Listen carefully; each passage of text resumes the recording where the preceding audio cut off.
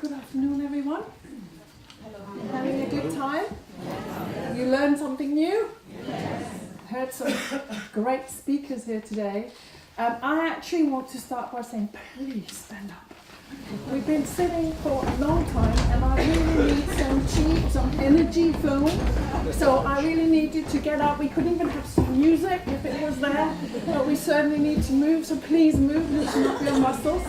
I think it's important to remember that sitting too much leads to lots of problems in our lives, including diabetes. So we've got to move and get out of our chairs once in a while. No music, we'll do that. Was that better? Energy? Great. Okay, because I've got, I think, what they call the graveyard slot, which is this last slot of the day almost, for quite a heavy topic, hormones. I spent a lot of time worrying and thinking about how on earth I was going to do this in 20 minutes. So it's going to be a little bit quick, but hopefully you will take something home that you can at least consider. So, hormones. 3.5 billion years ago, the first life occurred on Earth as a single-cell organism. And it took 2 billion years of evolution for this one cell to become 2 cells. That's a long time. And you now all have 100 trillion cells in your body. And they make up your tissues, which make up your organs, which make up your organ systems, which make up you. So you have 100 trillion cells in your body. And they can't go around and do their own thing. They all have to work in synergy to perform all the daily tasks of your body. And your life depends on the coordination of all those functions to maintain the optimal conditions for life. And that's where hormones come in. So hormones work very closely with your nervous system in coordinating and regulating a whole host of things that you never think about, like your temperature. You may think about your appetite. Blood sugar, when you can sleep and when you can't. Weight, growth, fertility. But even more interesting perhaps for you is that hormones are very much involved in your emotions. If you feel anger or fear or pleasure or motivation.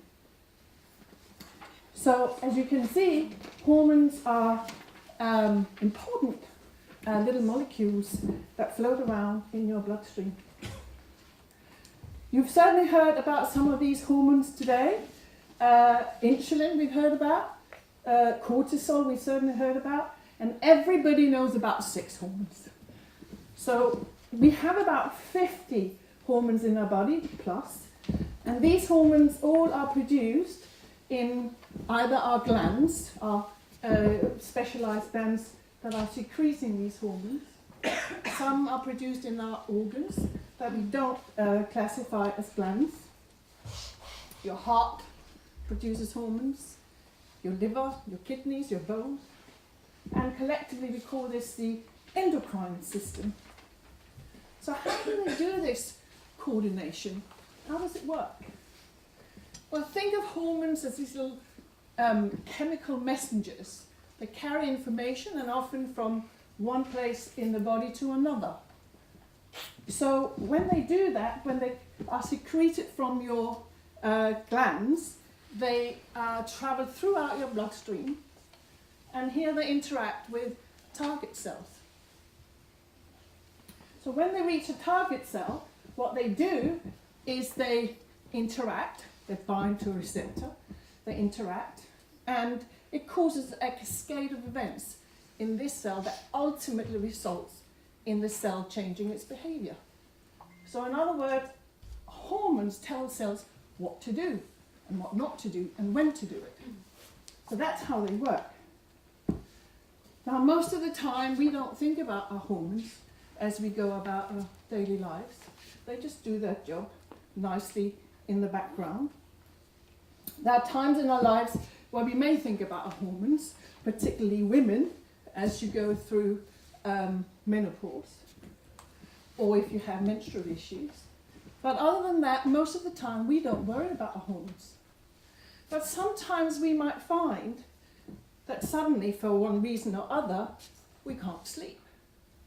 Or maybe we're tired all the time. Or maybe we can't go very long between meals before we feel a little bit shaky or irritable. Perhaps we need to wee all the time.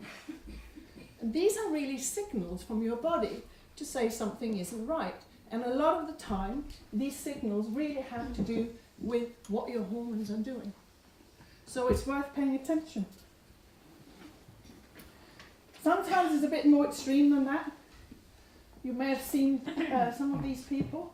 So here on the left we have Robert Pershing Wadlow, who had a problem with hormones. So this is what happens, it can happen, when your hormone signaling goes wrong. And here you can see it on the outside. So he was the world's tallest man, at least recorded. He was 8'11" when he died. That causes some issues in the body. So he didn't live very long. You probably all remember Marty Feldman. He wasn't born like that, but he made the best out of it in his comedian career. But he suffered with Graves' disease, which is a problem of thyroid hormone. And the first one, of course, a problem with growth hormone. And on the right-hand side, you see someone suffering with Cushing's syndrome or disease, which is a problem of over-secretion of adrenocorticotropic hormone, which then changes your cortisol.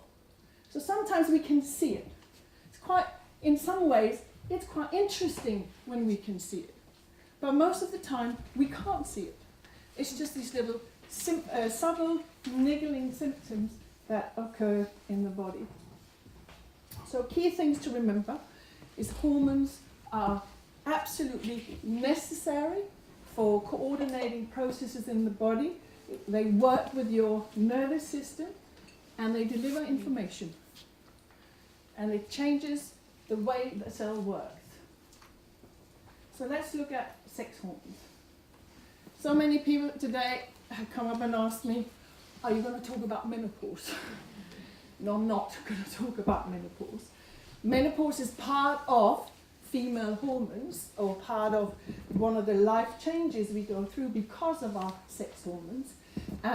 But today I'm going to talk a little bit more generally about our sex hormones and how they influence and how we can influence the health of our sex hormones.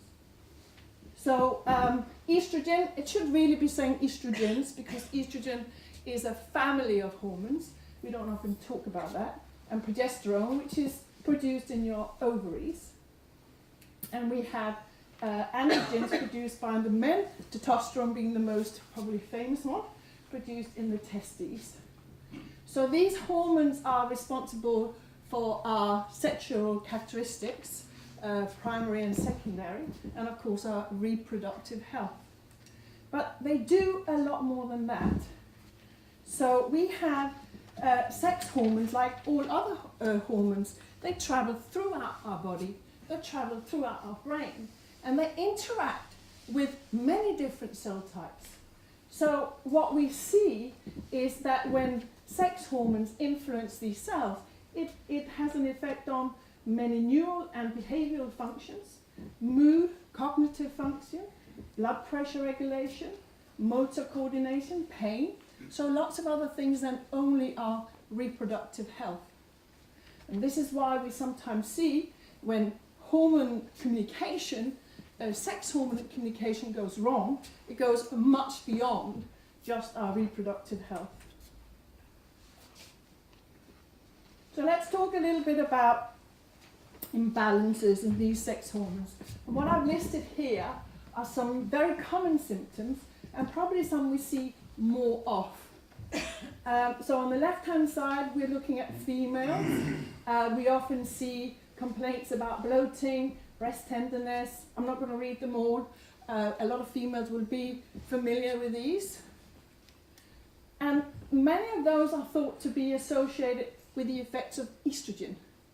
So if there's a bit too much estrogen in the system, either in absolute terms or maybe relative to progesterone, it produces an imbalance that can lead to a host of problems.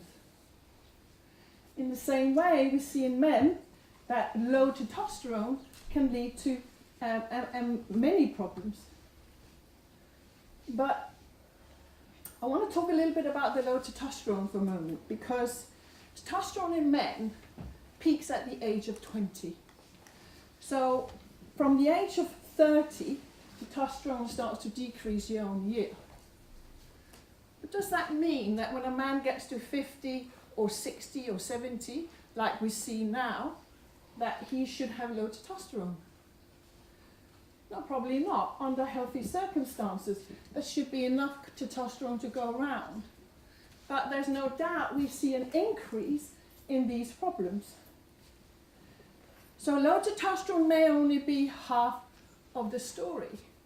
There's a lot of speculation now, and that's what I want to talk about today, and that also really affects women, that many of these symptoms are in fact caused by higher levels of estrogen in men. So what we have seen for sure is that the number of men who suffers with erectile dysfunction, fertility problems, and benign prostate hyperplasia is increasing. And it suggests that it's rather a problem of high estrogen than low testosterone. And what we also know is that hormonal cancers such as breast cancer and ovarian cancer and testicular cancer and prostate cancer are associated with the presence of estrogen in the system. So I thought this is quite an interesting thought. Now, what would upset this balance? If this is really true, what would upset the balance? Why are we finding perhaps a problem of elevated estrogen in our bodies? I want to talk about endocrine disruptors. Has anyone heard about these? Yeah, so endocrine disruptors really are just exogenous substances. That means things that come from outside of the body and enters the body, but can interfere with our hormone system and produce some quite ill effects in humans and in wildlife. Now, some of these, but not all of these, are able to mimic estrogen in the body. What it means is that they have a structure that fits the receptors on your cells. So they communicate with your cells like your own estrogen. Do you think that's a problem? That you have stuff coming from outside that starts to interfere, if you like, or add to the signaling of estrogen? I think it might be an issue. So there has been quite strong evidence of the devastating effects of these substances on wildlife. So certain species are really struggling with their reproductive health, and it goes beyond that. What they're finding in wildlife is frogs and fish are changing sex in the presence of these estrogens. So male frogs and male fish start to produce eggs. That's pretty horrendous. And also cancers and bone problems and adrenal problems have been observed. So whilst it's more difficult to demonstrate these effects in humans, scientists around the world are uncovering some alarming changes in fertility. I think everybody knows someone who's struggling with fertility, but also have seen that sperm counts have fallen dramatically, and testicular and prostate and breast cancer have risen dramatically. And we saw that earlier on from Nick's slides. But it is our children really who are most vulnerable to these exposures, because changes that happen during the uterine environment, where estrogen and testosterone and progesterone are part of developing the brain as well, they are much less reversible than those that occur in later life. Now that's quite an interesting book there. I'm not going to go into the details of that, but it is really about what is happening to our world that, in the presence of all this estrogen. So where's it coming from? Well, I should probably say that exogenous just means outside the body. So some of these are coming from chemicals, but it could also be in food. I'm not going to talk so much about food today, but just mention that there are foods that are also perhaps contributing to these findings. And I'll just throw dairy in there very quickly. So I'm talking about chemicals in our environment. So what are they? There are thousands of them.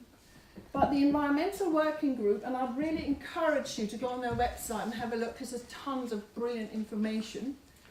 But they have published a list here of the 12 worst ones. And just to say, it's not only estrogen that is affected, there are also other chemicals that interact with lots of other hormones. But this xenoestrogen effect seems to be very prominent in our environment. So what the Endocrine Society has said, and this is an international organization, they publish 4 journals of very high quality, I should say, have just published this list of diseases: obesity, diabetes, female reproduction, male reproduction, hormone-sensitive cancers in female, prostate cancer in men. It's not pretty. All associated with these estrogens. So, where do they come from? Now, this is the daunting thing, because they're everywhere. But I want to focus on a few things, because the interesting part is not what we can't do. The interesting part is what can we do about this. So, pesticides, herbicides, fungicides, it's in the spray that they put on our foods. Personal care products. It starts with shampooing your hair in the morning to washing your body in the body shower gel. Men might use a little bit of shaving gel, a dash of perfume out of the door, and you may have exposed yourself to hundreds of chemicals before you've left your home. But it's also the cleaning products you use at home. They're in your cleaning products.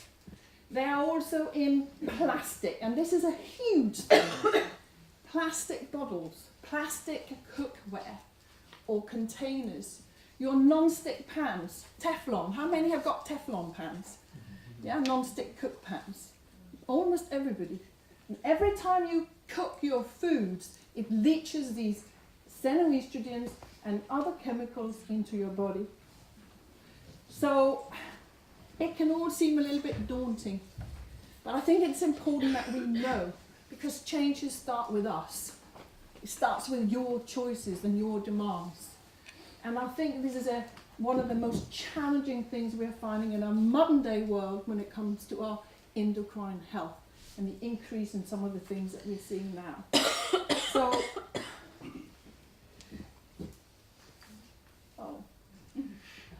there we go. So what do we do? Eat organic when you can.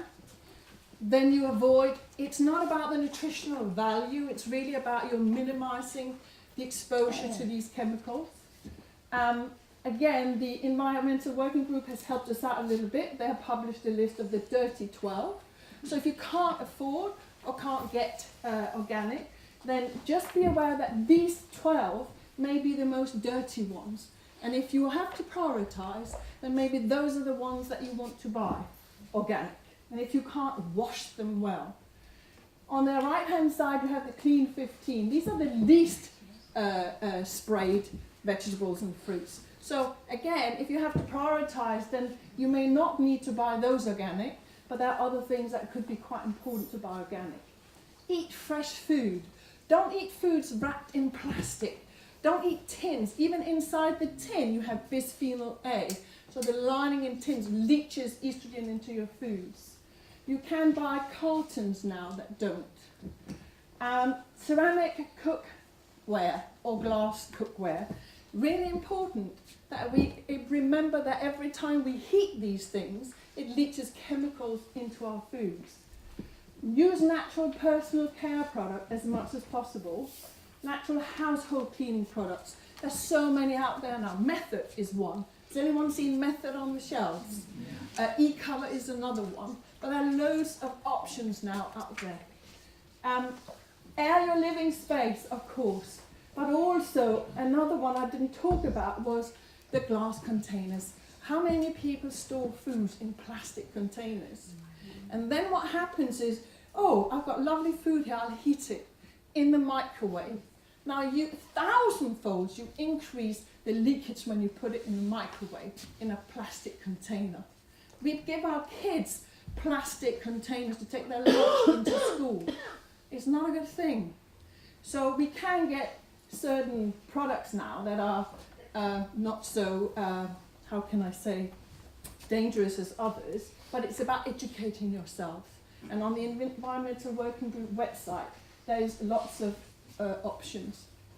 So just finishing off now, many small decisions make up your life. The sum of the decisions you make every day is what your life will be. I think that's a lot of messages we got here today, is about you can't do everything. And maybe you're not ready to give up your perfume. But maybe you are able to, next time you go and buy a new shampoo, maybe you buy a better one. Maybe next time when you have to change your pan, you buy a ceramic one.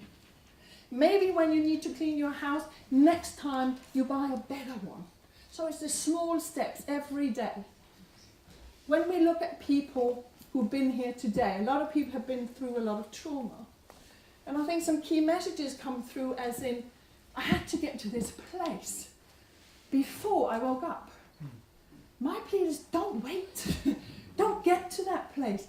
Regret is not about the things we do. Regret is about the things we don't do. And the things we do often depend on information. Information is power, and you've had so much information here today. So my plea to you is decide right now on one thing, just one decision you can make now that will help you love your hormones more. Thank you.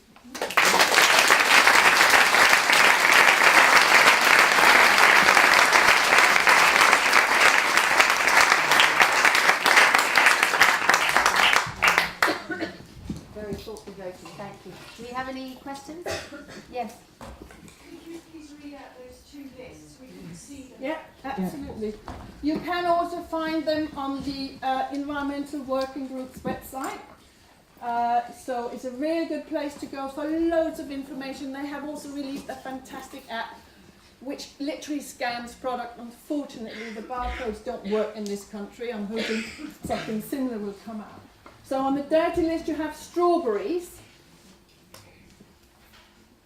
you have spinach, nectarines, apples, grapes, peaches, cherries, pears. See, these are very common foods. Tomatoes, celery, potatoes, and peppers.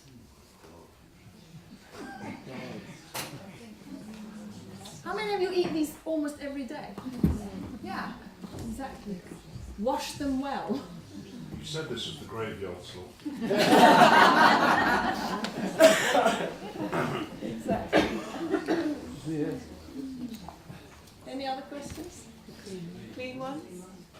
Sorry? Could you read the clean And the clean ones, okay. Avocados, sweet corn, pineapples, cabbages, onions, sweet peas, papaya, I couldn't even see that, asparagus, mango, eggplant, okay, so that's aubergine, exactly. Then we have honeydews, it's a melon, kiwi, cantaloupe, which is another melon, cauliflower and broccoli. And by the way, just a very last comment on that. All your brassica family, so broccoli and cabbage and cauliflower, they're incredible in helping your body to metabolize these estrogens and keep them safe. So we are back in a plant-based diet. And there are certain foods within the plant-based diet which may be more helpful in this respect. Okay, so the cabbage family or the cruciferous vegetables or the brassicas, whatever you like to call them, are very good for helping you support the estrogen clearance. Which is why it's so annoying when broccoli comes wrapped in plastic. Exactly. Yeah, yeah. But you can buy loose. Yes, you can, yes. Any other questions for Karina? Yes. There's that sort of rumour that's been going around for years and years, which is there's estrogen in our water. Is that true? That's absolutely correct. Is that because of birth control Because of birth pills? control. It's partly because of that, partly because of pesticides and herbicides and everything that enters the ground and filters into our water. Yeah, absolutely. So I didn't talk about it because it's almost a topic in itself, but filtering your water is not a bad idea, but not every water filter is the same. So, but I would say any filter is better than no filter. Yeah. Yes, please. So, sorry, just to be clear then, the dirty 12. Yeah. So if they're organic, they're absolutely fine. Is that what you're saying? So what I'm saying is that we have rules about organic foods, and the ability to spray organic foods is very, very limited.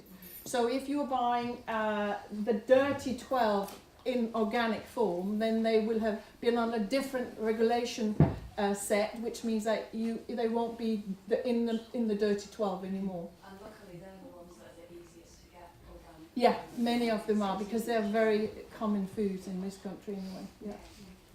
Yes. I mean, a quick thing for what it's worth on personal care products is that, I mean, I'm going to admit it now, I haven't used soap, shampoo or deodorant for years now, and I promise you that actually it's quite a revelation. Yeah, You realise you don't need it. No, you don't need it. I do. And you and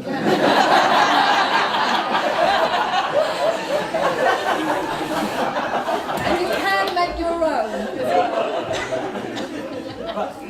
But you don't, I promise you, you don't. And it's cheap. It feels shocking to think that, but I promise you that you don't. Have you got a wife? But this is the thing, it's become a joke.